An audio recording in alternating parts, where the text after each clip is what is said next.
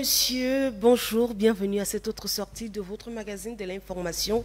On refait la presse, vous le savez, une 90 minutes ou tout simplement 52 minutes, c'est le temps que nous aurons à passer ensemble dans le cadre de ces échanges où nous allons patauger un temps soit peu dans les différentes parutions des journaux de ce matin pour voir les grands titres et revenir pour en parler. On va également faire un zoom sur la loi des finances 2025 et bien sûr puisque le gouvernement camerounais a déposé le 30 novembre dernier ce projet de loi qui montre justement l'intention d'augmenter le budget de l'État de 39,4%, une valeur absolue de 0,5% par rapport à l'année dernière. Il sera question d'interroger ce qui va changer, parlant particulièrement de cette nouvelle loi sur la fiscalité qui se présente un tout petit peu comme un caillou dans la chaussure de beaucoup de Camerounais. Dans tous les cas, fidèles téléspectateurs, nous allons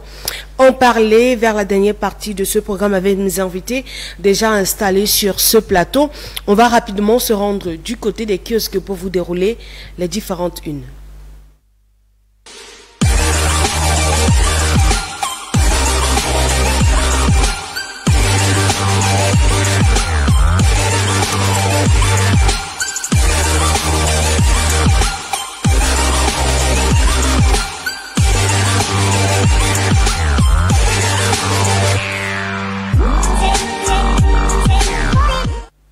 Eh bien, avec les grandes unes de ce matin, il sera question de parler des relations extérieures à l'entame de cette revue des grandes unes avec Cameroun Tribune. Le journal de Marie-Claire Nana nous propose de parler du ballet diplomatique au Palais. Le journal nous informe que c'est le chef des missions diplomatiques désigné de la Russie, d'Israël, de Belgique, de l'Inde, de Suisse, de Côte d'Ivoire et d'Arabie Saoudite et du Gabon qui ont présenté leur lettre de créance vendredi dernier au président de la République, son Excellence Paul Biya. Revue des profits de la page 2 à la page 5 du journal. On poursuit avec Expression politique ce matin. Expression politique nous propose de parler de la loi des finances 2025. Le journal fait bien de titrer que le Parlement examine un budget de 7318 milliards de francs CFA. Et bien sûr, c'est à la faveur du gouvernement qui a donc déposé le 30 novembre un projet de test qui montre l'intention d'augmenter le budget de 39,6 milliards de francs CFA en valeur absolue de 0,5% et en valeur relative. Le journal nous en parle largement en page 3. Et on poursuit toujours avec cette actualité. Cette fois-ci, c'est le quotidien Econews qui décide de nous en parler. Le casse-tête du projet du budget 2025. Et pour être plus précis, le journal de Pascal Dibamou nous dit que c'est 7317,7 milliards. Pourquoi faire et après? Donc c'est le journal qui se propose une analyse bien détaillée de ce budget de loi. À quoi va-t-il servir? Et bien sûr, quelles seront les répercussions de cette nouvelle loi sur la fiscalité qui est donc imposée aux Camerounais. Le journal nous en dit long dans ses colonnes. Parlons de la reconstruction de la région du Sud-Ouest. C'est avec le Continent Info en kiosque ce matin. Le Continent Info nous parle de Paul Biya qui tient ses promesses, parlant des travaux de la section Bekoko Limbe Idena, désormais sur concret. L'un des engagements du chef de l'État Paul Biya pour le développement de la région du Sud-Ouest s'est concrétisé lors de la signature du contrat commercial entre le ministre des Travaux publics et l'entreprise Atibonissa. Les informations détaillées sont à retrouver dans les colonnes du journal Le Quotidien Info, parution de ce matin. On poursuit avec Repère qui nous propose de parler du climat sociopolitique et bien sûr le Conseil de sécurité qui s'est rencontré à Yaoundé, les forces de défense en alerte maximale. C'est donc la situation sous contrôle à la veille des fêtes de Noël et du Nouvel An, ce qui ressort de cette réunion spéciale d'évaluation des urgences sécuritaires prescrite par le président de la République à l'effet d'élaborer les stratégies innovantes permettant de faire davantage efficacement face aux menaces terroristes, catastrophes naturelles et les violences urbaines, surtout en cette période de fête, sont donc contenues dans ce journal à lire absolument pour voir les mesures qui ont été prises. Parlons du 30 novembre 2024, c'était samedi, lorsque le nouveau complexe de l'Assemblée nationale a été dévoilé et c'est le quotidien Réalité Plus à son édition spéciale qui nous présente la clé donc qui symbolise justement celle-là qui permettra à tous d'entrer dans ce nouveau joyeux architectural au nom du président de la République et devant les députés, sénateurs, les membres du gouvernement et d'autres personnalités. Le président de l'Assemblée nationale, Kavaye Djibril, a donc rendu fonctionnel le nouveau complexe en présence des représentants personnels du président chinois, son Excellence Zhang Qingwing. Il s'agit donc d'un don chinois d'une enveloppe évaluée à 54 millions de francs CFA qui offre bien sûr aux parlementaires camerounais des locaux modernes. Le chef de délégation chinois nous dit le journal boucle ainsi un séjour riche en séquences au Cameroun. C'est le résumé que nous fait le journal ce matin, nous présentant donc ce joyau. Le drapeau de Carole Tamba n'a pas manqué cette actualité pour nous parler donc du nouveau siège de l'Assemblée nationale inauguré. Le journal nous parle d'une coopération sino-camerounaise. Le nouvel immeuble siège de l'Assemblée nationale a été inauguré le 30 novembre 2024 sous la présidence du très honorable Kavaye Djibril et du chef de l'État, son Excellence Paul Biya. C'était en présence de nombreuses personnalités et de haut rang. L'information est donc relayée par ce journal et complétée dans les moindres détails. On poursuit avec un Remember ce matin. C'était toujours le 30 novembre 1989, 30 novembre 2024. L'Indépendant nous propose de nous rappeler de Amadou Ahidjo. Il y a 35 ans, souligne le journal Mourel, le premier président de la République du Cameroun. Revivre son parcours dans les colonnes de ce journal de la page 2 à la page 3. Naufrage dans le Logon et Chari, c'est Émergence quotidien ce matin qui nous dit qu'il y a eu 25 morts et des disparus dans ce naufrage. Le journal revient dans les détails de cette actualité en page 3 du journal. Mutation parle de la guerre d'indépendance ce matin et nous informe que les chefs et le maquis, nous parle des chefs et le maquis, c'est donc le livre des relations sur le rôle joué par les autorités traditionnelles à l'ouest Cameroun de 1955 à 1977. Un résumé bien élaboré et présenté par nos confrères de Mutation ce matin de la page 6 à la page 7. On poursuit avec le Messager qui nous propose, qui nous présente tout simplement les aéroports du Cameroun et le Messager de titrer à sa grande une les faux fuyards d'Awono à Soumou, pour nous dire que c'est pour une critique du président du JICAM sur l'état de décrépitude et de délabrement des ADC que le DG s'offusque et devient frileux et perd toute lucidité selon le journal Le Messager de Fepius Diawé qui revient dans ses colonnes sur cet événement et bien sûr sur les explications du directeur général des ADC. On poursuit avec la météo qui nous informe que le mini-commerce ordonne le retrait du riz Sana, 25% taille du marché. parlant du reconditionnement clandestin des marchandises. Et le journal précise que c'est la quintessence de la correspondance du ministre du Commerce ce 29 novembre au responsable des services déconcentrés de son département ministériel couvert des autorités administrative Luc Maglabaga à Tangana prescrit donc également de redoubler de vigilance dans la surveillance des marchés, surtout en cette période de fin d'année. Allons en santé. Hier, c'était la célébration de la journée mondiale de lutte contre le sida.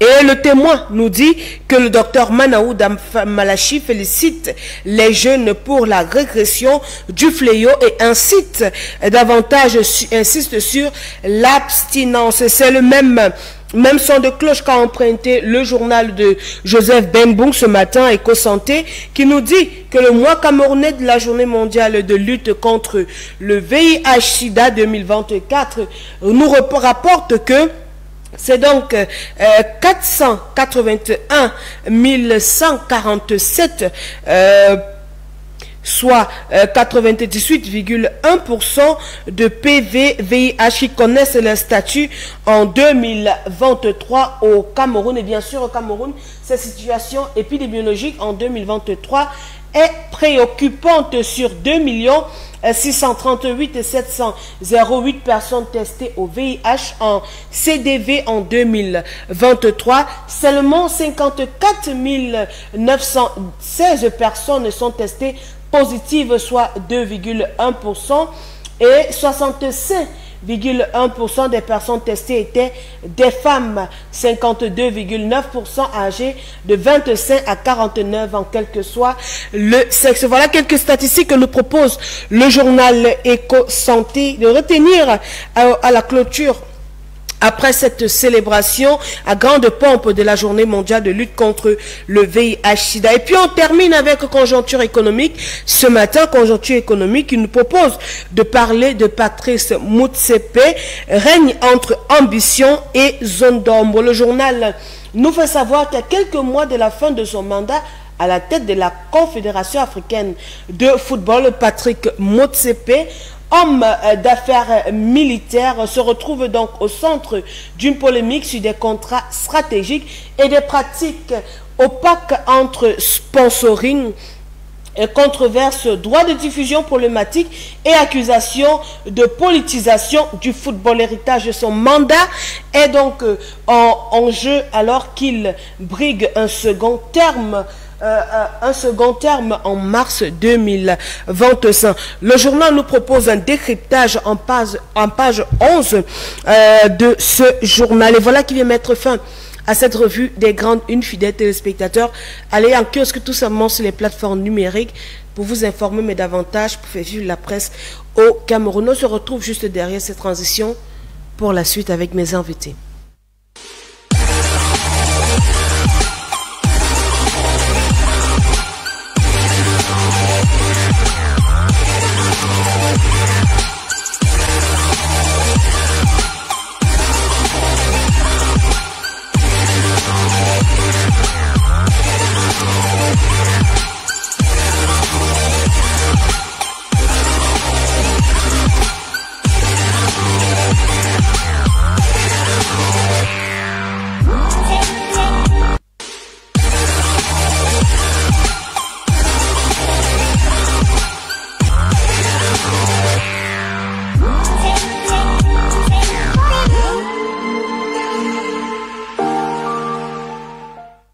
Et lorsqu'on revient sur ce plateau, permettez-moi de vous présenter d'abord mes invités avant que chacun n'ait donc l'occasion de faire le choix de ça ou c'est une... Je vais commencer par dire bonjour, un grand bonjour avec un large sourire à Patrick Asiga qui nous a donc rejoint sur ce plateau. Il est enseignant mais également analyste politique. Bienvenue. Merci Claudia, merci pour l'invitation. Bonjour et un bon début de semaine à tous nos millions de téléspectateurs ainsi qu'à mes copanélistes. C'est un plaisir pour moi, une fois de plus, de fouler les arcanes au CAM10 où nous retrouvons un somptueux studio. C'est pour moi un réel plaisir de faire partie de cette équipe ce matin. Merci d'avoir répondu, surtout présent à ces heures matinales de la journée, surtout que c'est le début de la semaine. On sait, la traîne, c'est pas toujours évident de reprendre après un week-end. On a en face de vous également Cyril Akono. Lui, il a la casquette de journaliste. Il est présent sur ce plateau pour débattre avec nous ces faits importants de l'actualité. Bienvenue. Bonjour à tous vos millions, j'ai même failli dire milliards de téléspectateurs. Je leur dis ce matin, je leur souhaite de passer un bon mois de décembre. Vous savez, décembre a commencé hier, oui.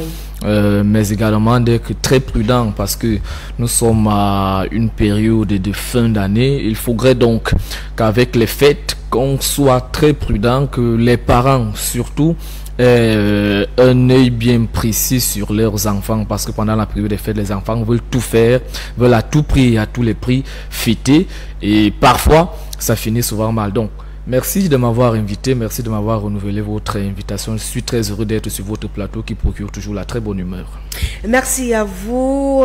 Vous allez me permettre, peut-être avant de vous redonner la parole pour faire le choix de votre une, de m'incliner devant la mémoire de deux confrères de la chaîne nationale. Le premier a été poignardé donc le week-end au sorti d'un événement. Et la seconde a été retrouvée hier matin dans son domicile, dans sa chambre, morte. Encore des journalistes. Et en tant que journaliste, on se dit, est-ce qu'il faudra avoir peur d'exercer son métier? Est-ce que ça reste... Qu'est-ce qui se passe? Qu'est-ce qui ne va pas? Pourquoi autant de morts? Pourquoi dans le milieu de la presse, on se retrouve avec des personnes qui sont ôtées à la vie prématurément, mais dans tous les cas, on va s'incliner devant la mémoire de ces personnes, en plus de celles qui sont donc disparues. On en parlait la semaine dernière, et donc on recherche encore la trace. Il faudrait véritablement que cela cesse. Ceci ayant été dit, on va vous permettre de faire le choix de vos unes, ou de votre une. Très bien, j'ai très bien écouté votre revue de presse. Je ne serai pas gourmand cette fois-ci. Je pense que je vais parler de l'actualité qu'a mis en une Paul Ngouaré Kindja avec son journal Réalité Plus, parlant de l'Assemblée nationale, le nouvel immeuble de l'Assemblée nationale qui a été justement inauguré de manière officielle samedi dernier. C'était sous la houlette, mieux sous la présidence du passement le pléonasme du président de l'Assemblée nationale, le très honorable Kava Yégué Djibril. J'ai choisi cette actualité pour dire que ça fait quand même du bien qu'on sort au Cameroun et qu'on voit ce type d'œuvre d'ouvrage se réaliser. Oui. Vous savez que dans le passé, il y a eu certains projets qui malheureusement n'ont pas été réalisés. On peut en citer, il y a par exemple le stade d'Oulembe qui a coûté beaucoup de milliards. On nous fait comprendre que l'Assemblée nationale, c'est 50 milliards. Avec 50 milliards, on a pu réaliser quelque chose, un joyau architectural, alors qu'à Olembe, on nous parlait d'environ 100 milliards de francs CFA. Donc, je me pose quelques questions. J'ai essayé de faire la ronde au quartier. Certains Camerounais disent que l'œuvre a été réalisable parce que certains Camerounais ne seraient pas passés à côté. C'est-à-dire à côté du chantier, quoi. Dans tous les cas, je ne sais pas si c'est ça, mais ce qu'on peut dire, c'est qu'on a déjà un nouvel immeuble de l'Assemblée nationale au Cameroun. C'est un joyau architectural. Quand on passe par là, on sent que nous sommes au continent, comme on dit au quartier. D'accord, 54 milliards de francs CFA, l'évaluation de cet ouvrage qui a été réalisé. Est-ce qu'on doit avoir la phobie des Camerounais? Là, je ne sais pas. Mais est-ce que le complexe Olembe, c'était aussi les Camerounais qui avaient gagné le marché? Là également, je ne peux pas le dire, puisque est-ce que c'était à cause des Camerounais que le complexe n'a pas été réalisé? Je ne sais pas non plus. Dans tous les cas, je ne sais pas si vous avez regardé cette actualité, ou alors si vous êtes même rendu cet immeuble, ou tout simplement ce joyau architectural qui fait vraiment véritablement montre d'une grande modernité dans notre pays. Je crois que c'est le Cameroun qui gagne. Oh oui, Claudia, si mon copanéliste n'avait pas... C'est comme si on s'était entendu par rapport à cette actualité, parce que bien évidemment, je m'apprêtais également à parler de cette actualité. Première chose que je remarque, c'est La coopération sino-camerounaise qui, une fois de plus, fait montre de beaucoup d'engagement, et cela ne peut mettre cela qu'à l'actif du président de la République, où on essaye de voir une coopération gagnant-gagnant, où le Cameroun s'en sort aujourd'hui avec cet édifice. Nous ne pouvons que dire merci au président de la République suite à sa politique de partenariat. D'un autre côté, il y a quand même eu un petit bémol lors de la remise de ces clés. On se serait quand même attendu, parce qu'on a eu la nette impression que le côté camerounais n'a pas été suffisamment représenté à grande pompe comme cela se devrait dans les grandes cimes. Oui. Lorsqu'on se retrouve avec le président de l'Assemblée, le très honorable, lui-même, en même temps représentant du chef de l'État et en même temps président de l'Assemblée nationale, ça, pour nous autres, cela nous a quand même un peu fait un hic. On aurait dû peut-être chercher une autre personnalité pour représenter le président de la République. Vous savez, en matière de diplomatie, en matière de coopération, les symboles sont tels que quand c'est interprété, ça risque de prendre une autre connotation. Donc, tout ce qui est bien, c'est que la coopération, quand on a vu ce genre architectural, on se dit, wow. Donc, et là, pour rejoindre un peu mon copanéliste, pour me dire, la réalisation de cet immeuble a été faite entièrement par les entreprises chinoises, et peut-être c'est la raison pour laquelle on n'a pas eu les difficultés que nous avons aujourd'hui du côté d'Olembe. La question reste et demeure, est-ce qu'il faille toujours où le Cameroun est aujourd'hui un pays souverain et indépendant, pour que les choses soient réalisées dans l'entièreté au Cameroun sans bémol, est-ce qu'il faille toujours qu'on puisse les confier aux expatriés, quand on sait que les Camerounais sont pétris d'intelligence, sont pétris d'expérience, et des entreprises camerounaises en sont également capables de réaliser des œuvres pareilles? Mais qu'est-ce qui fait problème? Est-ce la mentalité? À quel niveau devrons-nous interroger pour que ce qu'on a vécu à Olembe et ce qu'on continue même de vivre sur nos routes, que cela ne se répète plus? Si les grands chantiers qui sont en cours au Cameroun peuvent être réalisés de la même façon que cet immeuble a été réalisé, franchement, on aura beaucoup à gagner. Est-ce qu'il arrivera un jour que les instructions du président de la République soient enfin respectées? Nous nous posons toujours des questions allant dans ce sens, et nous ne pouvons dire que bravo au président de la République suite à cette coopération sino-camerounaise, où nous voyons une coopération gagnant-gagnant, et c'est ce qu'on a toujours demandé. D'ailleurs, il le souligne à suffire que le Cameroun reste ouvert à toutes les coopérations, non plus les coopérations de dupes de l'époque, mais des coopérations qui permettent au pays, le Cameroun, de tirer bénéfice de son épingle du jeu. D'accord. Vous parlez là et vous faites également mention de cette compétence camerounaise, mais on a semblé croire tout simplement lorsqu'on écoutait tout à l'heure Cyril Akono que les Camerounais sont des... Je ne sais pas si je vais dire des malfrats ou bien des... et qu'il ne faudrait pas faire confiance aux Camerounais. Non, est-ce que vous pensez que... Oui, mon copanéliste se pose une interrogation à ce niveau. Bon, si j'essaie de le paraphraser, qu'est-ce qui fait en sorte que les Camerounais soient... j'essaie d'être galant dans nos langages, mais je n'y arrive pas. Je préfère mettre les points de suspension. Bon, soit comme ils sont là. Les malhonnêtes. En fait, ce ne sont pas tous les Camerounais qui sont malhonnêtes, par exemple. Il y a encore des gens honnêtes. Il y a encore des citoyens camerounais qui sont honnêtes dans ce pays. Casting. Je pense très bien.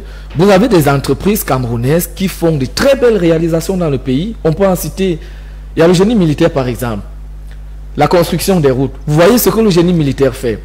Mais je ne vais pas dire que ce sont ces personnes qui font le mauvais travail, mais je vais vous faire une image, un propos d'image.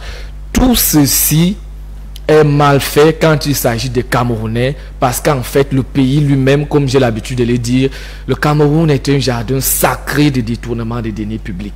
C'est ça le véritable problème. Ça veut dire que tout le monde souffre de ce qui entre dans son ventre. Et puis bon, du coup, il faudrait davantage faire confiance à la coopération sino-camerounaise, ou alors on peut toujours se dire que même en allant avec d'autres nations, on peut espérer d'avoir un travail aussi prompt à des coûts quand même un tout petit peu réduits. Même si on travaille avec les Camerounais qui veulent travailler pour le Cameroun.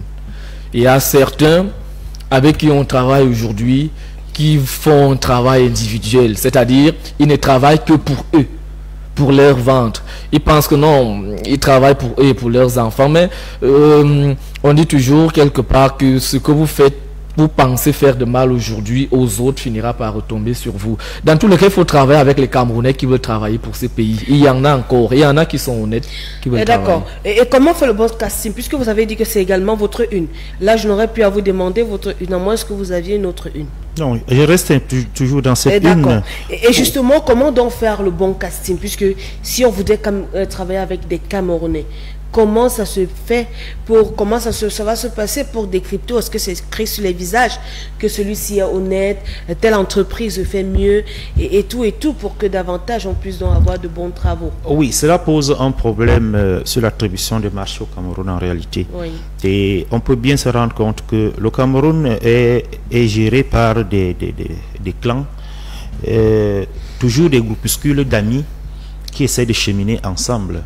C'est-à-dire que la compétence a presque foutu le camp au Cameroun. On ne tient plus compte de la compétence réelle sur le terrain. Et cela ne s'arrête pas uniquement à l'attribution des marchés. Cela, il va même plus loin dans la gestion de des affaires de la nation, où on ne regarde pas d'abord la compétence, mais parfois on regarde tes origines, parfois on regarde ton statut social, parfois on regarde qui est ton parrain, tu viens d'où, tu sors d'où. C'est autant de choses. Ça fait que ça va convoquer ici un problème de la morale publique. C'est-à-dire comment diligenter une morale permettant ainsi de nous sentir tous, parce que c'est ça qui finit par créer des frustrations. Je parle de marché public parce que j'ai eu à me frotter un peu à plusieurs fois dans la gestion des marchés publics, dans l'octroi des marchés publics. On s'est rendu compte que à la limite, on a envie de dire qu'il n'y a pas une certaine rationalité dans l'attribution des marchés publics, parce que à compétence égale, on n'arrive pas à comprendre comment est-ce qu'on fait pour pouvoir attribuer à tel ou tel qui venait d'échouer hier. Il a incarné, il a un pressbook qui ne milite pas en sa faveur. Carnet noir. Oui, un carnet noir. Mais on se rend compte que on continue d'attribuer les marchés aux mêmes. Il a cité tout à l'heure le génie militaire. Oui, nous tous nous inclinons sur la rigueur et même la moralisation de ces hommes en tenue. Ne nous en cachons pas. Quand on veut parler des administrations aujourd'hui, le ministère de la Défense fait partie des administrations où nous devons nous abreuver pour essayer d'en étudier et de comprendre comment est-ce qu'ils font pour réussir. Peut-être devrait-on les confier alors tous les marchés, tous les grands projets. Si on doit arriver à ce niveau, moi je ne trouve pas qu'il y ait de problème. Tant que les civils ne veulent pas se conformer, on peut aussi comprendre que cela est dû suite à leur formation, qui voudraient qu'ils aient une certaine rigueur dans la manière de gérer les choses, une certaine rigueur. Regardez même seulement au niveau de l'état d'entretien des différents départements ministériels. Arrivé au ministère de la Défense, non, vous trouvez une propriété en l'autre pareil. Mais allez tout à côté dans d'autres départements ministériels, vous avez l'impression que ce sont les odeurs nauséabondes qui sont vraiment. Là, ça pose problème. Et on va revenir tout à l'heure sur la loi des finances et dans la répartition effectivement de ces recettes pour comprendre pourquoi est-ce que chaque ministère aura droit à un budget d'investissement et à un budget de fonctionnement. Mais on n'arrive pas à comprendre où va l'argent du budget d'investissement. On se pose toutes ces questions-là. Du coup, on ne peut que dire l'occasion pour nous de dire bravo au ministre de la Défense qui tient le cap et à travers le génie militaire, partout où le génie militaire est passé, vraiment, on n'a plus rien à dire. D'accord, tout à l'heure vous avez parlé de la loi des finances, justement, c'est la thématique qui a été proposée, cette thématique que je vous propose d'ailleurs, que nous puissions éplucher un temps soit peu, nous puissions essayer de comprendre, mais on va le faire juste derrière cette transition.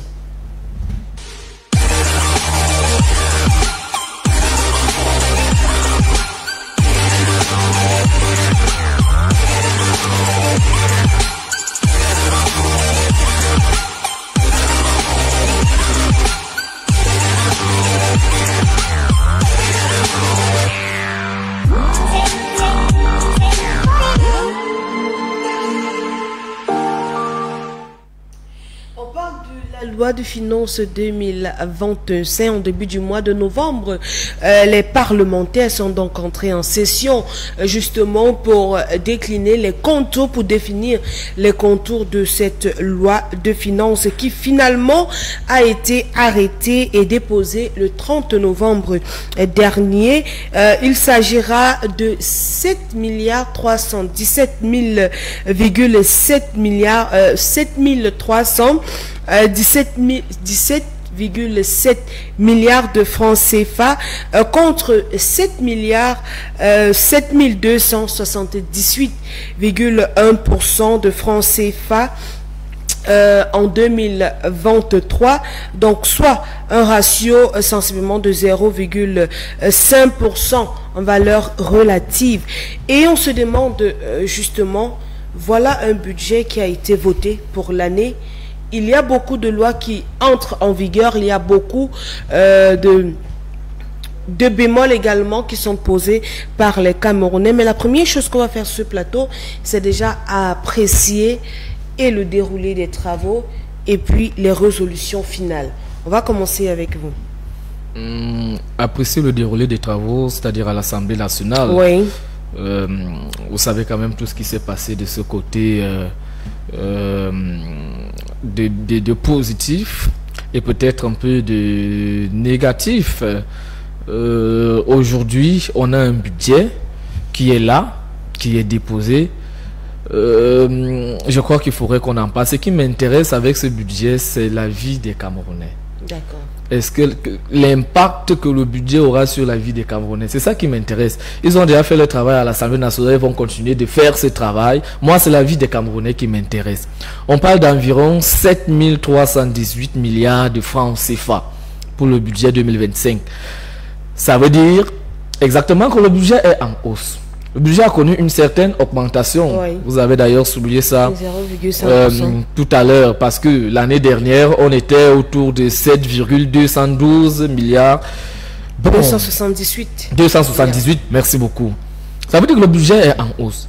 Maintenant, est-ce que c'est simplement le budget qui augmente? Dans une rubrique de ce budget, on vous fait comprendre que les préventions pour le carburant, la prévention pour le carburant pourrait passer de 5 milliards à une vingtaine de milliards. Est-ce que vous essayez de voir l'impact? Quand la prévention part de 5 milliards à 25 milliards, ça veut dire que en 2025, donc, on pourra faire face à une éventuelle augmentation du prix du carburant à la pompe. Comme les 2 années précédentes. Ça veut dire que en 2025, le panier de la ménagère pourra encore souffrir. Ça veut dire qu'en 2025, on va faire face à beaucoup d'augmentations. Il y a donc ce que je peux appeler une certaine chaîne alimentaire. L'augmentation du budget, l'augmentation du panier de la ménagère, l'augmentation du carburant, l'augmentation... Je vais maintenant m'adresser à ceux qui sont au village pour leur dire que peut-être même le matin que vous buvez là-bas va augmenter. Vous voyez un peu. J'aurais pu faire une appréciation positive si et seulement si l'augmentation de ce budget n'avait pas entraîné de manière générale un impact très négatif sur la vie des citoyens camerounais. C'est-à-dire qu'on vous dise qu'on a environ 7 318 milliards de francs CFA pour le budget et que c'est au bénéfice des Camerounais. Voilà la pression fiscale qui arrive encore, Claudia. comment est-ce qu'on va vivre dans ce pays? D'accord. Comment est-ce qu'on va vivre dans ce pays? Est-ce que ce sont les mêmes questions que vous vous posez? Est-ce que vous avez l'impression que justement cette assiette fiscale viendra alourdir davantage la pression tout simplement que subissaient déjà les Camerounais? Oh oui, Claudia, vous allez vous rendre quand même compte que l'avenir est sombre. L'avenir est sombre, vous savez. Lorsque les députés et nos sénateurs s'asseyent pour voter la loi de finances, c'est en prévision. Et ce qui s'est passé à l'hémicycle, cela ne découle pas uniquement de ces parlementaires. Nous savons tous déjà que le 23 octobre 2024, le président de la République donnait déjà les orientations allant dans le sens. Et les points qui ont été soulevés, c'était les points qui, d'aventure, ont toujours fait l'objet de débats. C'est-à-dire que, oui, c'est bien beau d'augmenter le budget, mais la conséquence, c'est quoi? C'est-à-dire, il parlait tout à l'heure là du panier de la ménagère. Est-ce que cette dernière ressent effectivement que comme on est en train de m'étrangler, les mêmes causes produisant les mêmes effets, alors comme on m'étrangle ici, de ce côté, je vais respirer. Il n'en est rien. Vous allez vous rendre compte qu'il y a eu des lois qui ont été davantage ajoutées. Par exemple, aux fonctionnaires, selon les catégories de leur salaire de base, il leur sera prélevé pour la fiscalité locale un certain pourcentage. Quand on sait très bien qu'il y a de cela 2 ans, ils ont fait semblant d'augmenter le salaire. 5%. De 5%, 5,2%. Et aujourd'hui, ils retranchent encore. Et là, c'est maintenant aussi les personnels qui vont aussi subir. Exactement, on donne ici, on reprend là-bas. Et aucunement, dans cette loi de finances, on a vu l'endroit où on fait allusion à la réduction du train de vie, du trop plein train de vie de l'État. Quand on sait qu'il y a un bémol énorme sur la manière dont le train de vie de l'État se retrouve aujourd'hui. Combien de gens, combien de personnalités aujourd'hui ont des tonnes de bons de carburant qui, à la fin de l'exercice même, n'en utilisent même pas. Parfois, se retrouvent en train de les vendre. Parfois, à quoi ça sert de bomber le train de vie de l'État de tous ces hauts fonctionnaires si la redistribution n'est pas adéquate, il n'y a pas une certaine équité au niveau de la redistribution. Or, il y a beaucoup, parce que moi je comprends le problème du Cameroun. Il se trouve que, bien évidemment, les besoins sont énormes. C'est d'ailleurs la raison pour laquelle on a voulu une certaine participation de tous les citoyens. D'ailleurs, le MINFI, à travers la Direction générale des impôts, ils ont instauré, et quoi que la date limite c'était aujourd'hui, sur la déclaration des biens. Mais on se rend compte que cette déclaration-là sera bel et bien effective parce qu'il y a un moyen coercitif qui va permettre à tout le monde de se sentir concerné. Oui, nous tous, nous allons attacher la ceinture pour que l'assiette fiscale soit vraiment augmentée. Mais qu'est-ce qu'il en est maintenant de la redistribution? Voilà le véritable problème sur cette loi de finances. D'accord. Cette loi de finances qui, justement, se présente, je le disais, à l'entame comme un caillou dans la chaussure, de beaucoup d'uns, on a entendu des plaintes parce que lorsque on écoute bien les répartitions, on dit, donc si votre barème salarial est situé entre 62 000 francs CFA et 2 millions, on vous prélèvera chaque mois 10%. Donc votre patron se doit donc de verser à la fin de chaque mois ces 10%. Et c'est les impôts annuels. Et puis, on dit si vous êtes dans la fourchette de 2 à 3 millions, on vous prélèvera 15%. Et de 3 à 5 millions, c'est 25%. Pour donc des revenus supérieurs à 5 millions, on vous prélèvera 35%. Est-ce que en allant sur cette base, est-ce que ce n'est pas davantage asphyxier ceux-là même qui, au quotidien, parce que si on a 62 000 et qu'on se retrouve en train d'être prélevé 10%, alors que sur le marché, les denrées ont la même valeur, peut-être un peu plus, est-ce que ce n'est pas davantage le petit Camerounais moyen qui souffre davantage? Il faut poser la question à vos amis, parce que... qui sont mes amis? J'aimerais bien savoir. Peut-être ce sont vos amis. Je crois que la mort par asphyxie se pointerait à l'horizon au Cameroun. C'est question, on ne va pas mourir par asphyxie. Je suis au conditionnel, donc je n'ai pas affirmé. Ça pourrait arriver au Cameroun, parce qu'on ne sait plus où on va. On avance tout droit vers un Cameroun noir, un Cameroun obscur, un Cameroun d'obscurantisme. On ne sait plus où on va. Vous avez cité, je ne sais pas, vous pouvez vivre avec 62 000 62 000 par exemple. Et on vous coupe tout ce que vous avez cité. Et on vous coupe tout ce que vous avez cité là. Même, je voudrais me permettre, si vous permettez une minute, oui, pour dire que regardez l'inégalité dans le retrait de ces 10%.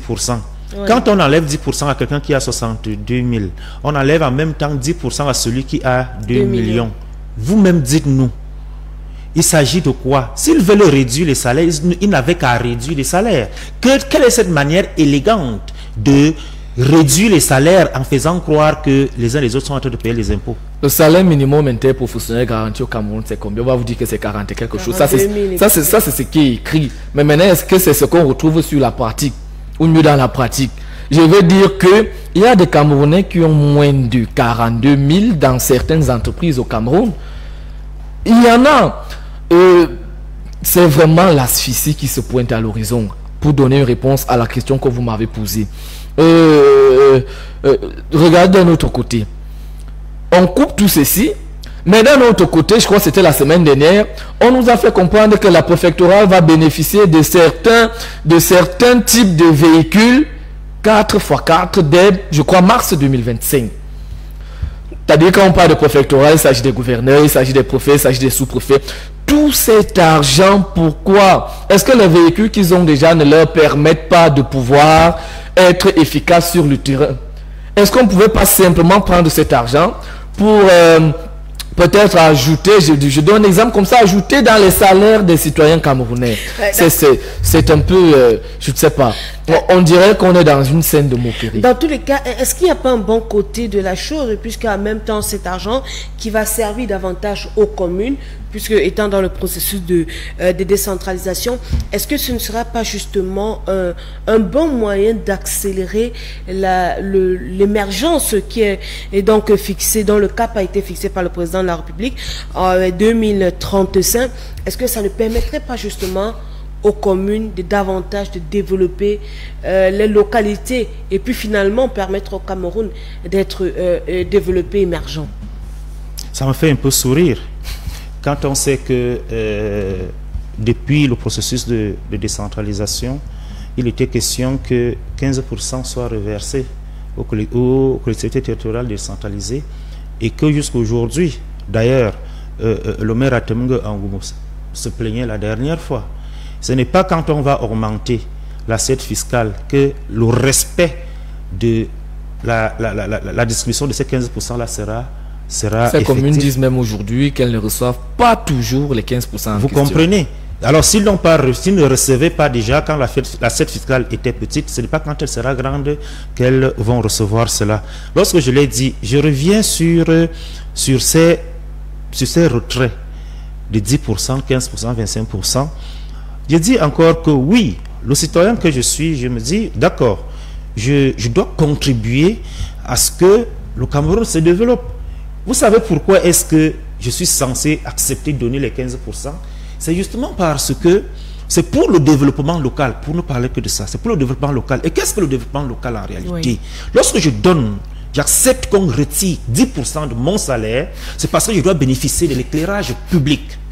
D'accord. Vous comprenez? Oui. Je dois bénéficier de l'éclairage public, je dois bénéficier des toilettes publiques, je dois bénéficier de ceci parce que je contribue à la communauté. Et curieusement, après qu'on ait eu à me retirer ces 15%, ces 10%, je me rends compte que dans mon quartier, je n'ai pas d'éclairage public. Dans mon quartier, je n'ai pas de toilette publique. Dans mon quartier, je n'ai pas ceci, je n'ai pas de poubelle, je n'ai rien. Alors comment, à ce niveau-là, je pourrais me sentir si jusque-là rien n'est fait? Et c'est d'ailleurs, quand je parlais d'éclairage public, c'est d'ailleurs, cela permet de rejoindre le problème que vous avez posé, où on s'est incliné tout à l'heure, la suite aux différents assassinats que nous subissons au Cameroun. L'insécurité s'installe parce qu'effectivement, il y a autant de choses qui ne sont pas respectées, alors que le Cameroun est en train de souffrir, en train de donner de son argent, de son énergie. Merci beaucoup. On espère que justement, les choses vont changer et qu'avec cette nouvelle mesure qui sont mises sur pied, nos communes auront d'autres couleurs et également beaucoup de choses vont donc s'améliorer dans le pays. Même parlant de cette insécurité, puisque une réunion s'est tenue tout récemment pour justement garantir l'insécurité, d'abord en cette période de fête, mais également à long terme. Merci d'être passé sur ce plateau.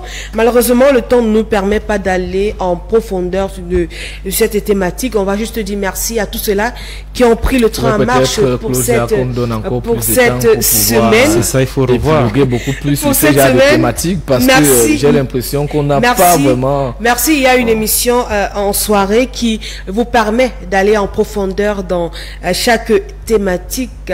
L'émission, c'est l'heure. Dans tous les cas, fidèles téléspectateurs, on s'est dit merci d'avoir suivi ce programme. Merci à vous d'être venus. On s'est dit demain, c'est un autre jour. Nous serons encore là avec ce même plaisir pour vous permettre de feuilleter les journaux. Portez-vous bien. Bonne journée à tous avec les programmes de Camdis Télévision.